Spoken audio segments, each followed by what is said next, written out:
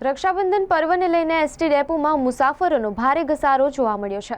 રક્ષાબંધન પર્વને લઈ એસટી ડેપોમાં મુસાફરોનો ભારે ઘસારો જોવા મળ્યો છે। ખાસ કરીને ગોધરા, દાહોદ, અમદાવાદ સહિતના શહેરો માટે મુસાફરોનો ભારે ઘસારો છે।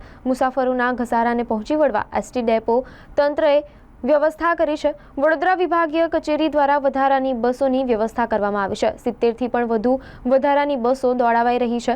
વધારાની બસો દોડાવી હોવા છતાં મુસાફરોને કલાકો સુધી બસની રાહ જોવી પડે છે। મુસાફરો વધુ બસોની માંગણી કરી રહ્યા છે। बड़ौदा स्टेशन पे खड़े हैं। यहाँ की सुविधा काफ़ी अच्छी है, मतलब और फेस्टिवल के कारण काफ़ी रश भी ज़्यादा है। किस तरह से बसों की अरेंजमेंट की है? कितने घंटे से आप खड़े हो? कहाँ जाना है? आधा घंटे से खड़े हैं। कहाँ जाना है आपको? हमको मतलब खंबात जाना है। क्या नाम है तुम्हारा? जिग्नेश भाई। મારે તો એક મરણના સમયે જવાનું હતું, પરંતુ મને બોલેલી અમદાવાદની બસ હતી, એમાં મને આણંદ જવું હતું। આણંદ બસ જવાની હતી, પણ એ લોકોએ મને ના પાડી કે આણંદ નહીં જાય। બેઠા પછી મને કીધું, અને હું અત્યારે અહીં વડોદરા રેલવે બસ સ્ટોપ પર હું હલવાયો છું।